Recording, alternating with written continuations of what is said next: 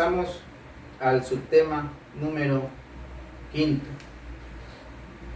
¿Cómo calcular el monto de la pensión de alimentos? Este es un tema, siento yo, de lo más interesante. Y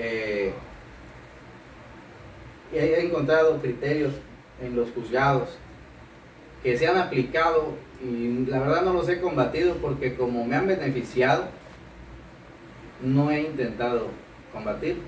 Sin embargo, aquel que se sintiera agraviado o el cliente de aquel que se sintiera agraviado puede combatirlo y ahorita vamos a ver por qué razones.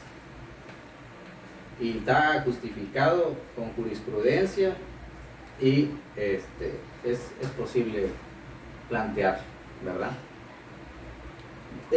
Nos habla este capítulo de la cuantificación del monto de la pensión alimenticia, que el juez puede cuantificar esta pensión estableciendo primeramente o considerando primeramente la necesidad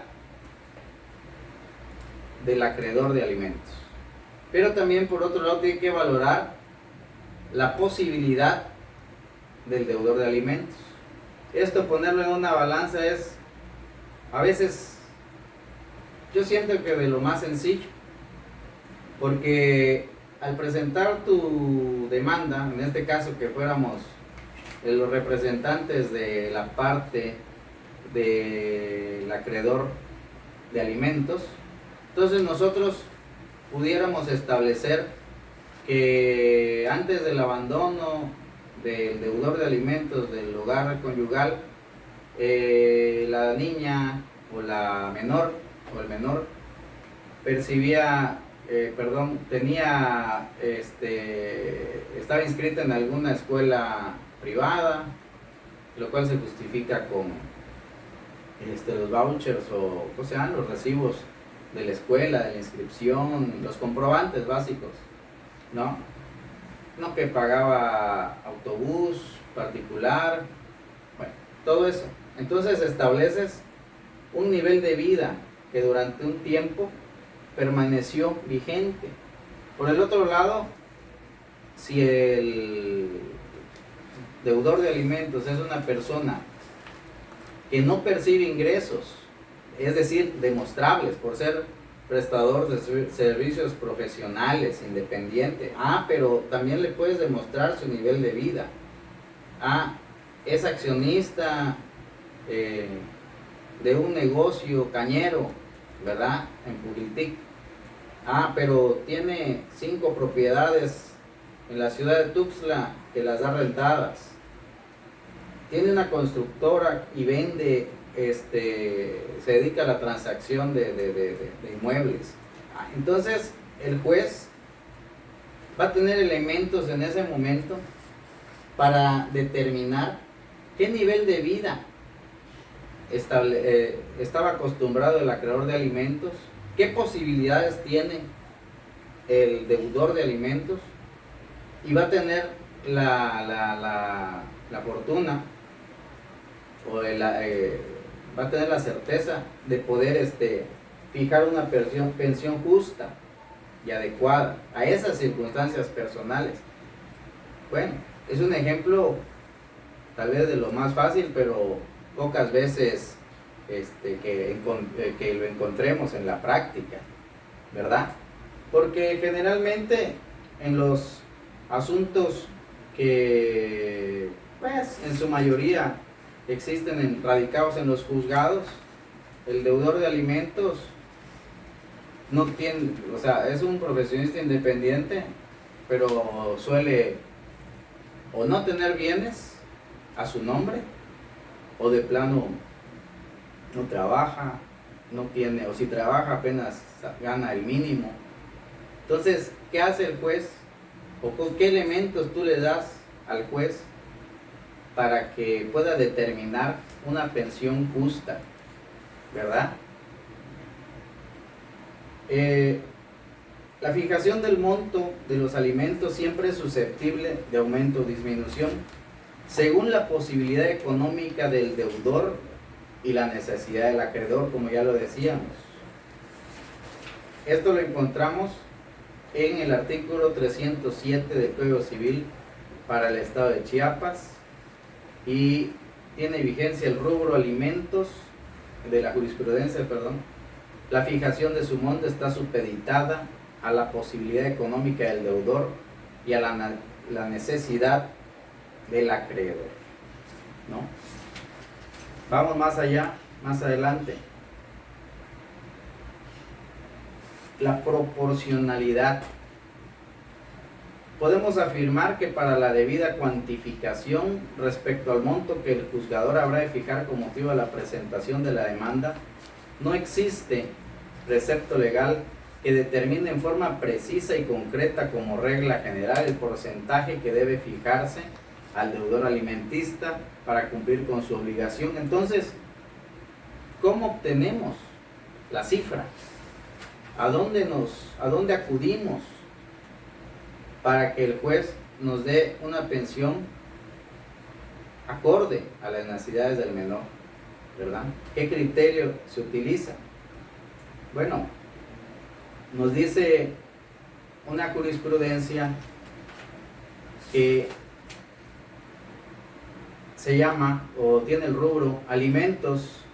Las necesidades de un menor con discapacidad deben privilegiarse para fijar el monto de la pensión. Es decir, son aspectos que el juez debe considerar y que nosotros le debemos proveer, no obstante que, si bien es cierto, nosotros tenemos la obligación de, por ejemplo, proporcionar al juez o ingresar en autos los expedientes clínicos que determinen que el menor cuenta con una discapacidad. También el juez de manera oficiosa se puede allegar de otras pruebas para corroborar o tener en cuenta hasta dónde se encuentra su padecimiento, su discapacidad de aquel que se encuentra en estado de necesidad, a efectos de fijar en la justa medianía, en la justa medida, lo mejor que sea para el que está pidiendo alimentos, para el acreedor de alimentos. Entonces, como decíamos, el juez tiene la posibilidad de auxiliarse no solamente de las pruebas que las partes del juicio le aporten como elementos de convicción para resolver en definitiva, sino también de manera oficiosa el juez tiene la posibilidad de allegarse en este supuesto que platicábamos y que viene acorde a la jurisprudencia, en tratándose del supuesto en que el acreedor es un menor con discapacidad. El juez debe advertir la forma en que se han atendido sus necesidades de habitación o rehabilitación como elemento a ponderar en la fijación de una pensión de alimentos. Debe analizar el juez las posibilidades del deudor alimentista, como ya decíamos, sin perder de vista, y ahí va parte de lo que vamos a abordar en la cancelación o modificación o reducción de la pensión de alimentos, sin perder de vista sus propias necesidades. Es decir, no nada más va a haber la necesidad el juez del acreedor de alimentos, sino también debe observar la posibilidad o las necesidades del propio deudor de alimentos. Más adelante vamos a platicar al respecto. Ciertamente el juez en estos casos en que advierta la discapacidad de un menor tiene que ser un poco más drástico que con cualquier otro tipo de supuestos, porque en esta hipótesis la pensión de alimentos se revela como la única posibilidad de satisfacer los requerimientos del acreedor, así sea parcialmente ante la ausencia de suficientes mecanismos económicos por parte del Estado, que conforme al artículo 4 constitucional no pueda satisfacer todas las necesidades de la población por una u otra razón, alguna circunstancia política o económica, etcétera, que no esté funcionando algún centro de salud. Todo eso lo tiene que valorar el juez, o por ejemplo, el caso de vacunas que vinieran del extranjero. Entonces, que por otra razón se cerraran las fronteras. Entonces, si el juez en las noticias, por ejemplo, tiene ese conocimiento de manera oficiosa, se puede llegar de esa información y pedir que el deudor de alimentos incremente ese pago, esa posibilidad, porque tiene esa facultad del juez de manera oficiosa. Porque entonces la única posibilidad de subsistir por parte del acreedor de alimentos los tiene a cargo de su deudor. Entonces, solo queda la posibilidad de incrementar la carga de los diversos obligados, es decir, los deudores alimentarios, aunque esto implique disminuir los recursos destinados a satisfacer las propias necesidades del deudor de alimentos. No puede ser de otra manera.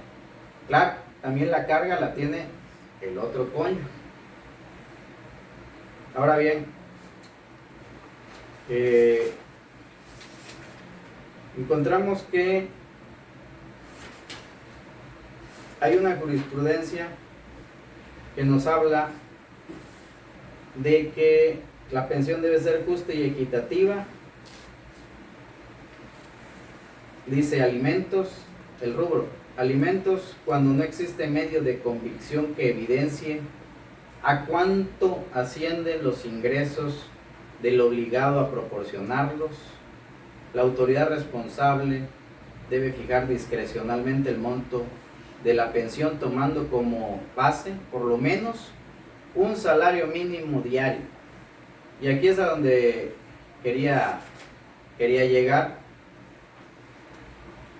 porque en la práctica nos hemos encontrado que las pensiones de alimentos las estaban fijando en UMAS, que es una medida de actualización, pero la ley, la jurisprudencia nos dice que cuando no existe esa posibilidad de fijar el salario porque no le encuentran al deudor de alimentos forma de acreditarle ingresos, entonces se vaya uno o acuda el juez más bien a un salario mínimo, se le fije como referencia un salario mínimo diario, que igual, y corríjame si estoy mal, un salario mínimo diario ahorita creo que está en 187 pesos o algo así.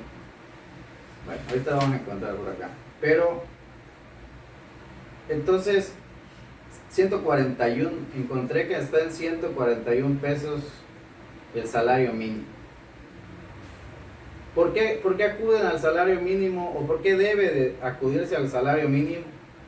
Porque conforme al artículo 90 de la Ley Federal del Trabajo, el salario mínimo es la cantidad menor que debe recibir en efectivo el trabajador por los servicios prestados en una jornada de trabajo, y debe ser suficiente esta cantidad para satisfacer las necesidades normales de un jefe de familia en el orden material, social y cultural, para proveer a la educación obligatoria de sus hijos o de los hijos. Entonces, en la actualidad resulta que si el salario mínimo es de 141 pesos con 70 centavos, si lo multiplicamos por 30, que es un promedio mensual, obtenemos que un padre o un deudor de alimentos deberá proporcionar mensualmente a su acreedor la cantidad de 4,300 pesos aproximadamente. Entonces, ahora, ¿por qué anteriormente fijaban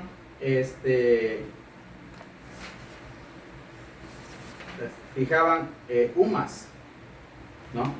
Hemos sido testigos de que en la práctica como les decía, los juzgadores o algunos juzgadores imponen como medida provisional y a veces como medida definitiva de pago de alimentos la UMA para el cumplimiento del deber alimentario. No obstante que la UMA fue implementada en 2016, hace referencia a una medida económica dirigida a calcular los pagos, obligaciones y multas que se le deben al gobierno, sea la ley federal o local, valor que se va actualizando anualmente. Entonces yo les comentaba, a mí no me ha afectado porque en el 2016, a comparación al 2018 o 2021, el salario mínimo se incrementó.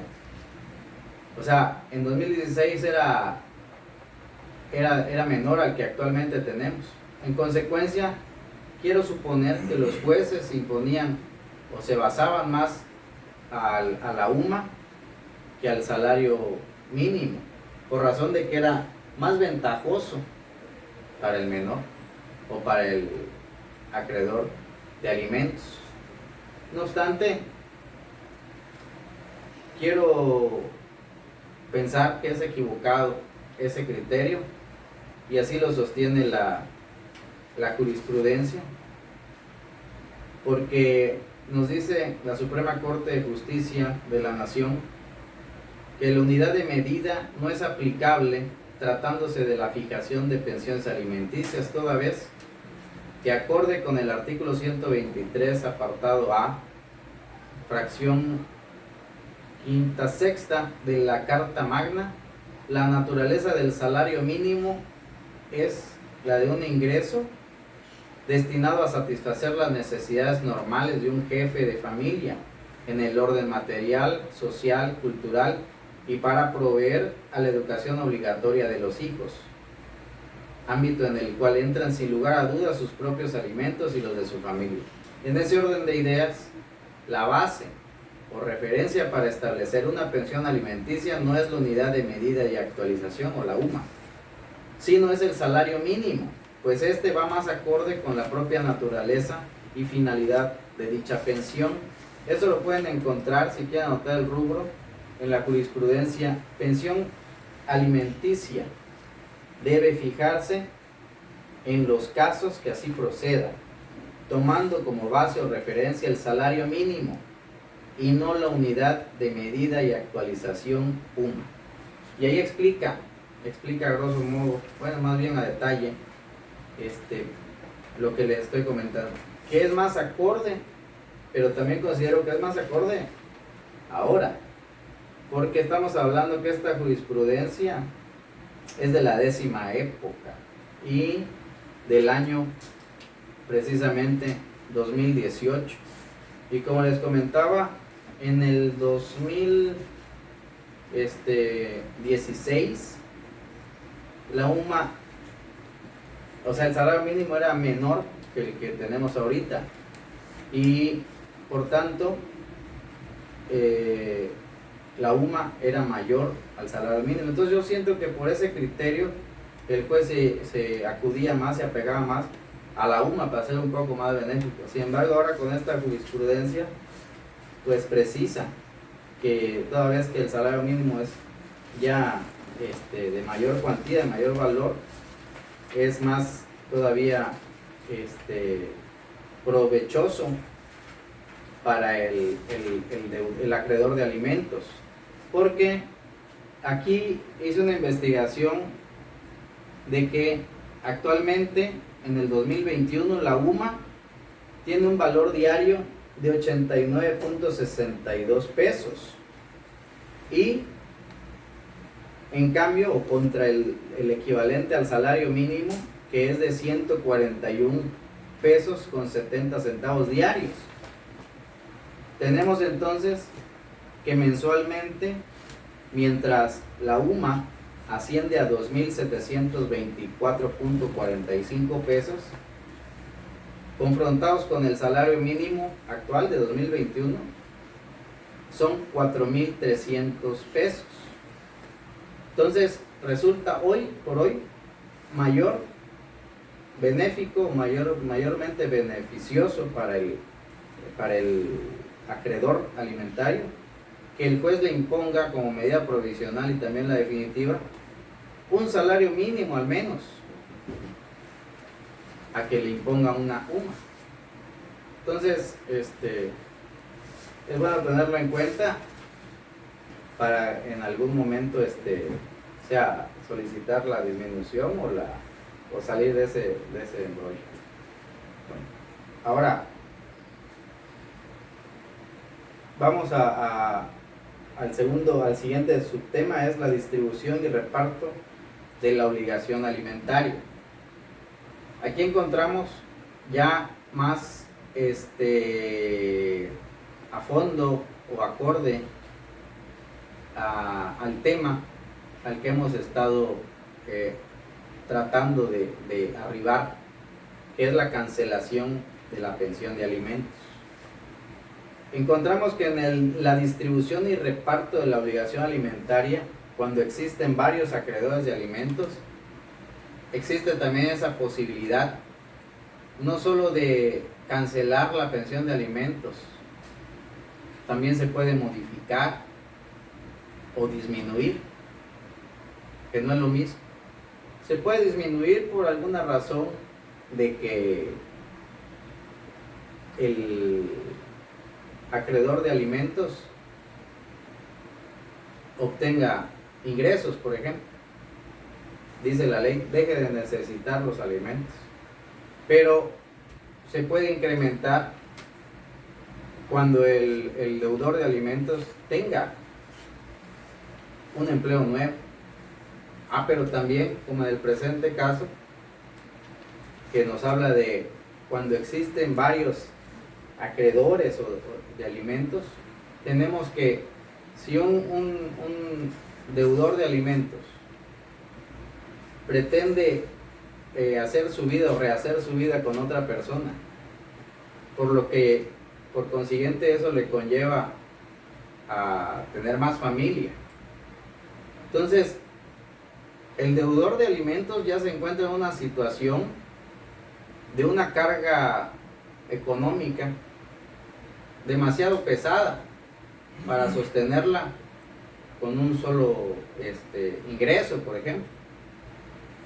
Entonces, el juez debe tener en cuenta estos aspectos, los cuales le debe proveer o suministrar el propio deudor, que en este caso sería aquel que se quiere aminorar esa carga económica, para proveerle al operador del derecho, al juzgador, aquellas pruebas o medios de convicción que le permitan conocer que sus necesidades, más bien sus gastos, han aumentado y por tanto la disminución de la pensión debe ser inherente, pues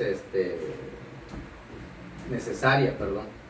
Entonces, al tener varios acreedores, ha tocado que tienen varios acreedores en diferentes juzgados, al hacérselo del conocimiento del juez de manera oficiosa, tiene que girar oficios a los otros juzgados solicitando informes del desarrollo del expediente, si no es que pide la copia certificada del expediente, que eso haría innecesario, considero yo, porque sería abrir varios tomos de un solo juicio. Entonces, lo ideal sería pedir informes a los juzgados para que mediante el reenvío de un extracto de esos expedientes, el juez valore lo que mejor estimen, es decir, si modifica, cancela o simplemente disminuye el pago de pensión de alimentos. Ya quedará a discreción del juez, dependiendo del caso concreto, cuántas más elementos de convicción el deudor de alimentos le pueda proveer para que prospere su acción incidental en este caso. Entonces, no es necesario, nos dice la ley, que para demostrarle al juzgador la existencia de una nueva necesidad, de una nueva carga alimentaria, que los nuevos acreedores de alimentos, o sea, sus hijos que tiene con su nueva familia, lo demanden. No es necesario, basta exhibirle el acta de nacimiento o de matrimonio de la nueva familia que está creando, ¿no? Creando una familia. No es posible entonces, no es necesario, perdón, entonces que te demanden la pensión de alimentos. Basta con presentar el acta de nacimiento, de matrimonio. Entonces, nos dice el artículo 308 del Código Civil vigente en Chiapas que si fueran varios los que deban dar los alimentos y todos tienen posibilidad para hacerlo, el juez va a repartir el importe entre ellos en proporción a sus haberes. Ahora que si solo algunos estuvieran en posibilidad, entre ellos se repartirá el importe de los alimentos. Y si uno solo tuviera esa posibilidad, él cumplirá únicamente la obligación. Entonces, esas circunstancias son las que le tendrán que poner al juez sobre la mesa. ¿Quiénes son los obligados? ¿Cuántos son los acreedores? ¿Quiénes son los deudores? Para que de esa manera vaya modificando las circunstancias de cada caso en particular. Entonces, es legítimo plantearnos la hipótesis de que durante el ejercicio del derecho con diversos acreedores y un solo deudor, nos encontremos también el problema de la forma en que habrá de distribuirse la pensión de alimentos entre los hijos, porque el total del ingreso del acreedor, en este caso un solo acreedor y un solo deudor y varios acreedores, nos da por consecuencia tener que pensar o reflexionar acerca de cómo va a subsistir entonces el deudor de alimentos si tiene muchos hijos, ¿verdad? Si se parte o se fracciona su ingreso en varios acreedores, la esposa, etc. Entonces nos dice la ley que el propio deudor de alimentos también es considerado un acreedor. Entonces el juez, al momento de determinar el fraccionamiento, digamos, o la partición de ese ingreso que tiene, ingreso único que tuviera el deudor de alimentos, debe considerar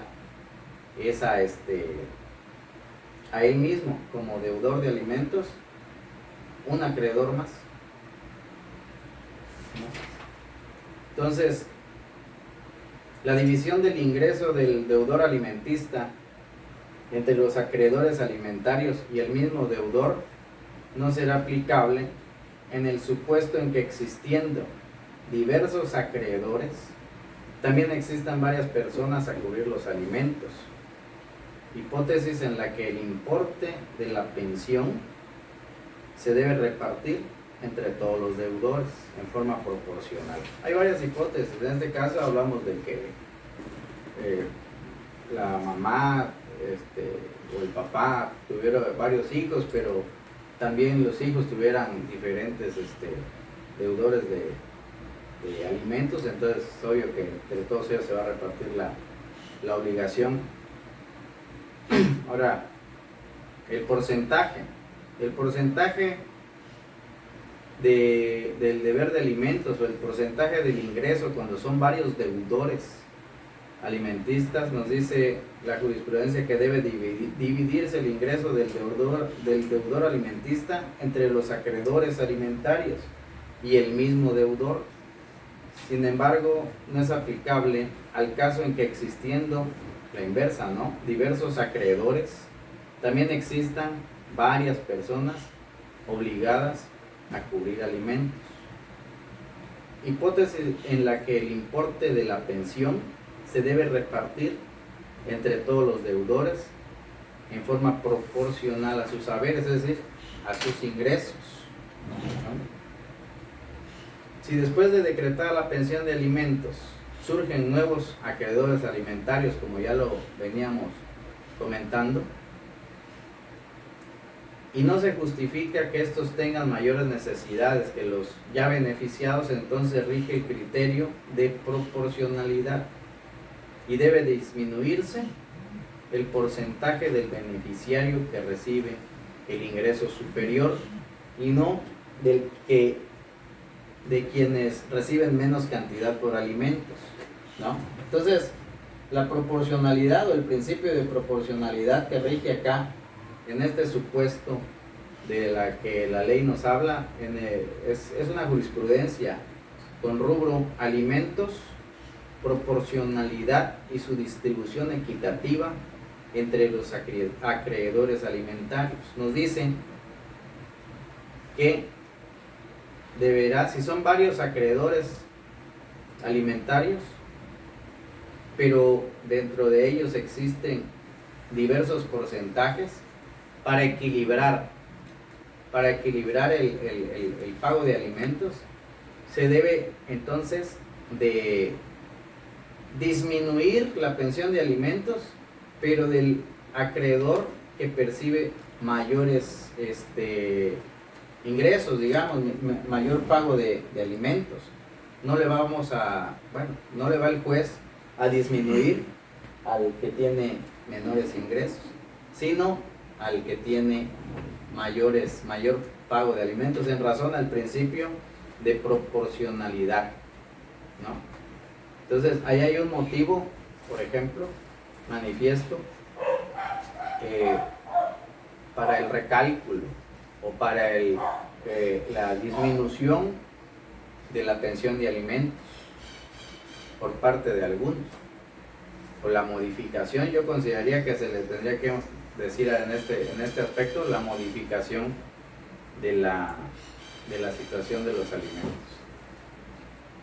Finalmente, en la hipótesis de cuando un padre tenga hijos menores con diferentes madres, la distribución de sus ingresos para cumplir con las obligaciones alimentarias que le asisten debe hacerse en función al nivel de necesidad que tenga cada uno de ellos, el cual se determina atento a la situación particular o grado de desamparo en que estos se encuentren. En la práctica nos encontramos que muchas veces nada más exhiben el acta de nacimiento y del menor y datos así, entonces el juez nos fija una pensión igual para todos. Pero ciertamente, como nos dice la jurisprudencia, con el rubro alimentos, ante la existencia de hijos menores con diferentes madres, el juez debe indagar sobre la situación económica de cada una de ellas para realizar una adecuada distribución de los ingresos del deudor alimentario. Ciertamente el juez tiene obligación de indagar, pero también si uno no le da mayores elementos para hacerlo, pues es la razón por la que en muchas ocasiones el juzgador va a fijar el mismo porcentaje básicamente para todos, porque no le acreditas como litigante o como abogado tal vez qué necesidades tiene.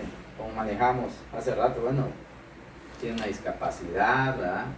Otro tiene es menor de edad, es lactante, cosas así. Entonces el juez, al no le está señalando otros, no le das más opción que fijarte el pago de pensión de alimentos de manera equitativa, ¿verdad? Ahora,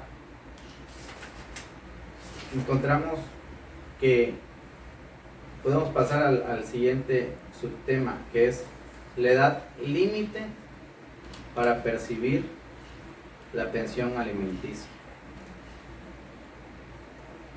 Al respecto, me permití escribir unas líneas que les quiero compartir. No es mucho. Del por qué la necesidad de que el deudor de alimentos se libere de la carga alimentaria.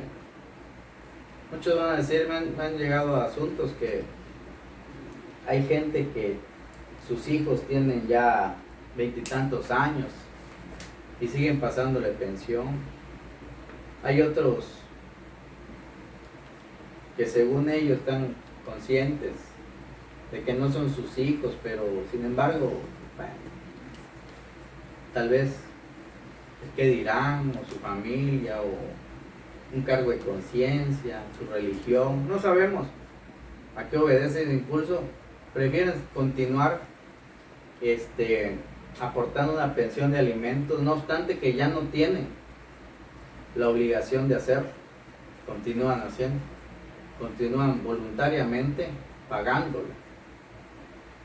Entonces me permití escribir estas líneas en relación o como reflexión al por qué si es necesario liberarse de esa carga económica, que es eminentemente económica, porque te afecta al salario o a tu ingreso como trabajador, como un profesional que cobra por honorarios, por ejemplo. La trascendencia del estudio de la cesación del deber de alimentos reside en que, si bien es cierto, los alimentos consisten en las prestaciones debidas entre parientes próximos, cuando quien los recibe no tiene la posibilidad de subvenir por sí mismo a sus más básicas necesidades elementales, como lo sería el supuesto de garantizar que los padres no trunquen el futuro de sus hijos, eliminándoles los recursos que les darán la base para desarrollar sus planes de vida, más cierto resulta que de igual modo el deudor de alimentos tiene derecho a desligarse de esa obligación y deberes jurídicos para obtener a su vez lo indispensable no solo para sobrevivir, sino para desarrollarse él mismo como persona, para lograr vivir con dignidad y calidad de vida propios, así como también para perseguir más libremente su proyecto de vida. Lo anterior, siendo que el deber de alimentos constituye eminentemente un elemento de tipo económico que permite al ser humano obtener su sustento en los aspectos físico, psíquico, de vivienda, instrucción y asistencia médica en caso de enfermedad, entre otros, de acuerdo con su propia capacidad económica, la cual se verá incrementada gradualmente a medida en que el deudor de alimentos se vaya liberando de la referida obligación alimentaria. En este sentido, quiero dejar de manifiesto que ciertamente los hijos tienen necesidad de alimentos, sin entrar en cuestiones morales o de cualquier tipo de religiosas o lo que sea. Si bien es cierto, es obligación del progenitor, padre o madre, el proveer el sustento a sus hijos, más cierto resulta que él también, el propio deudor de alimentos, tiene su propio proyecto de vida, tiene su propio plan de vida. Y generalmente, como comúnmente ocurre, al desligarte de una obligación, o más bien de una relación conyugal o de concubinato, generalmente tiendes como ser humano a crear nuevos lazos, de nuevos vínculos con otras personas, a relacionarte a conocer gente, etcétera, y tiendes a la procreación nuevamente, lo cual ciertamente incide en tu peculio, en tu economía. De esa manera debe existir un tope legal a ese pago de pensión de alimentos, porque el deudor de alimentos también, como repito, tiene esa obligación de cumplir su proyecto en la vida. Tiene esa obligación, ese deber consigo mismo de realizarse como persona. También tiene ese interés o esa obligación consigo mismo de divertirse, de salir, de hacer sus cosas, de tener una nueva familia, de realizarse, vaya. Entonces, en ese sentido va lo que nos refiere el artículo 316 de la Ley Civil, que básicamente impone un límite a la obligación de alimentos. La posibilidad de exigir el pago de alimentos resulta, por ejemplo, aquí vienen varias hipótesis. Tenemos varias hipótesis que nos dice la propia jurisprudencia, que se las voy a ir dejando para que las consulten más a detalle, más con calma. Nos da un ejemplo muy práctico.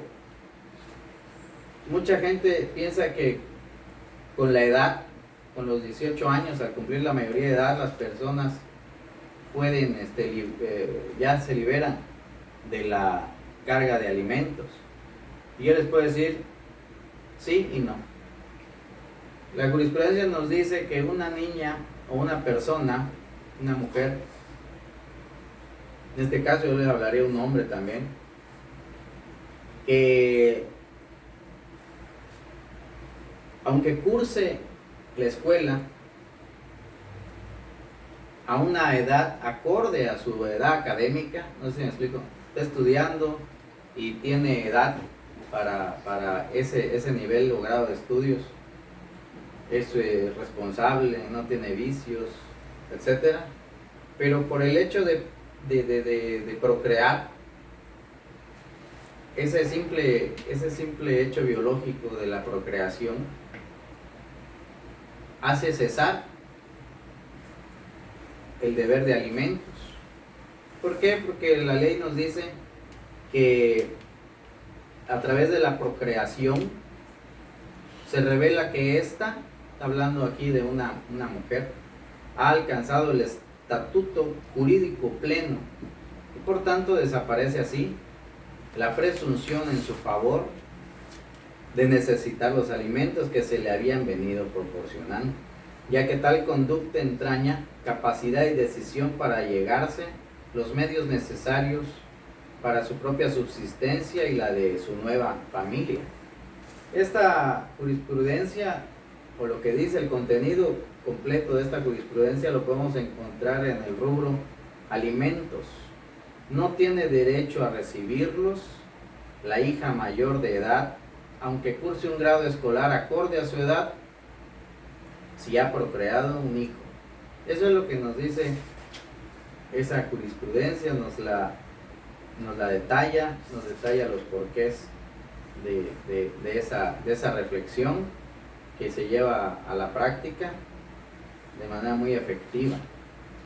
En similar contexto nos encontramos la hipótesis que cuando un hijo ha finalizado sus estudios, por ejemplo universitarios, cuyos gastos sufragó su progenitor, pero este no ha obtenido el título correspondiente. Entonces, hay jurisprudencia que nos habla que forzosamente el padre o el papá o los progenitores deben, para que cese el deber de alimentos, deben cubrir hasta el título y la cédula de su hijo. Pero en la práctica hemos encontrado que basta con que termine la carrera para que la obligación de dar alimentos sea cancelada, que prospere la acción de la cesación del deber de alimentos, únicamente con que acabe o concluya la carrera profesional. También nos encontramos el supuesto en que, sin que haya terminado la carrera, pero que el acreedor de alimentos haya obtenido de su deudor un oficio o arte, que le llaman, que sea, que decíamos, técnico en computación.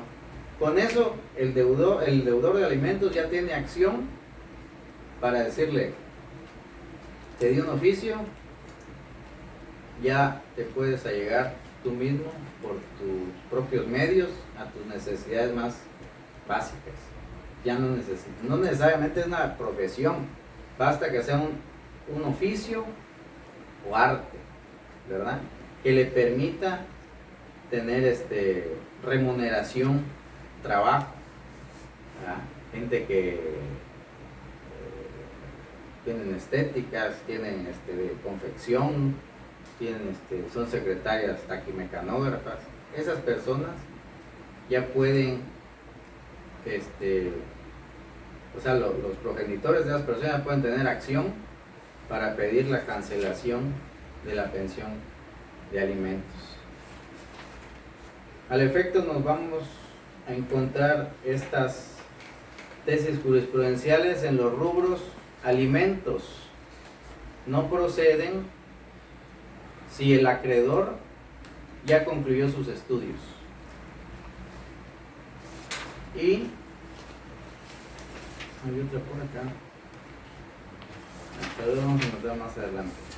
Pero habla también de la cancelación de la pensión. Entonces, atendiendo al tema, al subtema, que es edad límite para percibir de alimentos, encontramos que no es necesario tener 18 años para cancelarle la pensión de alimentos a un deudor, perdón, a un acreedor de alimentos. Existen otras circunstancias. Retomando la parte de la fijación o la forma de establecer el pago de alimentos, y si recordamos que estábamos hablando de que se fijen salarios mínimos en vez de UMAS, cabe señalar que de manera sui generis el Código Penal también recoge el deber de alimentos. ¿Por qué lo recoge? ¿Por qué lo adopta también? Por la razón de que los alimentos, como vimos al principio, no únicamente trata de comida. Los alimentos van más allá de la acepción de comida. Los alimentos son el sustento, son la vida, son el sustento de una persona, lo que le permite no solo comer, sino desarrollarse en su vida profesional. Entonces, anteriormente leía por ahí que la omisión de dar alimentos se asemeja a básicamente un atentado contra la vida, porque le impides la necesidad alimentaria. Entonces, en el subtema octavo, encontramos el incumplimiento de las obligaciones de asistencia familiar, la cual exige, obviamente, pena privativa de la libertad. Y lo explicamos muy, muy sencillo. Cuando el deudor de alimentos no tiene forma de comprobarle el ingreso, y una vez fijado el salario mínimo, que son, como ya decíamos, 4,000 cachito de pesos mensuales para que los cubra, y no los cubre, ¿qué procede? El embargo, ¿verdad? El embargo al salario, el embargo a sus bienes, el embargo a sus negocios, el embargo. Pero el embargo no va a ser suficiente cuando no existan bienes que embargar, o existiéndolos no sean suficientes. Entonces ahí debemos valorar o sopesar qué es lo que mejor conviene a nuestro cliente.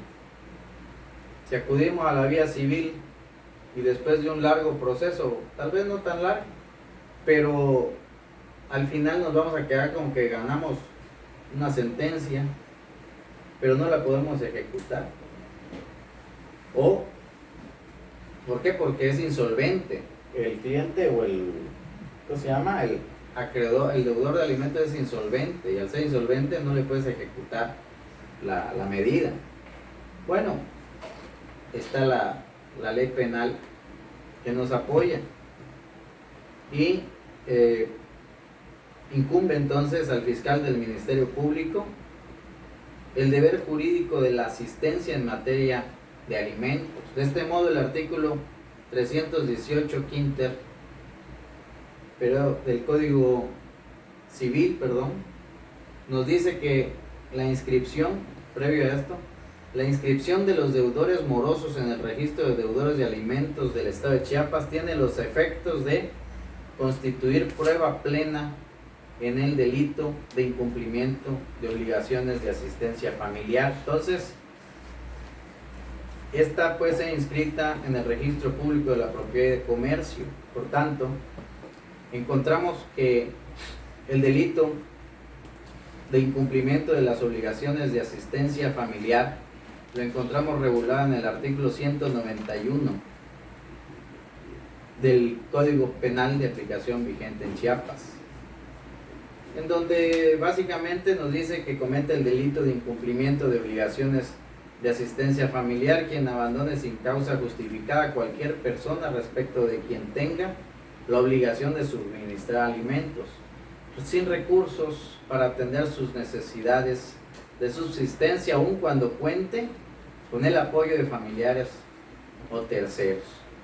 Bueno, aquí encontramos esa excepción de la que hablábamos al principio. Al principio decíamos, a falta de los obligados, de los deudores alimentarios, están las líneas de parentesco, las transversales, la recta, sin limitación de grado. Bueno, pero aquí la ley penal nos dice, aun cuando cuente con el apoyo de familiares o terceros, que hayan otros parientes, te puedes acudir a la ley penal para obligar al cumplimiento, ¿verdad? Finalmente, nos encontramos con el subtema 9, la modificación, reducción o cancelación de la obligación alimentaria. Concluimos con este tema o subtema porque este subtema retoma todos los anteriores conforme el artículo 316 del Código Civil de aplicación vigente en Chiapas, y nos va señalando de forma genérica